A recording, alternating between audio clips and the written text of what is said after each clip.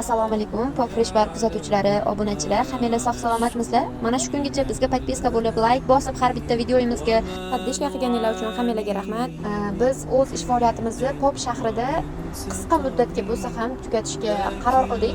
Pop shahrida mana shu bizni boshlagan soha yo'qligi uchun bu biznesni boshlagan edik. Nimagaki, hamma shaharlarda, hamma viloyatlarda bu biznes bor. Ya'ni tabiiy sharbatlar, tabiiy kokteyllar, tabiiy tayyorlangan mahsulotlar va insonni ko'z o'ngida tayyorlab beradigan mahsulot Popda kamida. Shuning uchun mana shu sohaga qiziqib, Popda ish faoliyatimizni boshlagan edik. Bizni xursand qiladigan darajada yaxshi savdo bo'lmadi. Yo biz lokatsiyani noto'g'ri tanladik yokida bilmadim. Albatta qisqa muddatda qaytib kelamiz. Bizni kutinglar. Va o'shangacha ham bizni podpishka qilib turishni unutmanglar. Podpiska, like bosishda ham davom etinglar. Bizni sharbatlarni, bizni kokteyllarni, vaflilarimizni kim tatib ko'rgan bo'lsa, izohlarda o'z fikringizni yozinglar. Qanaqa edi? Ta'mi qanaqa? Sizga ma'qulmidi, yoqqanmidi? Hammasi haqida izohlarda o'z fikringizni qoldiringlar. Har bitta kommentariy bizni xursand qiladi.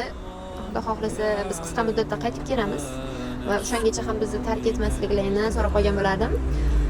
Sizlardan katta podpishka kutib qolaman. Ya'ni har bitta bosgan podpiska, like'lar biz uchun katta motivatsiya bo'ladi. Hammanglarga rahmat, sog' salomat bo'linglar.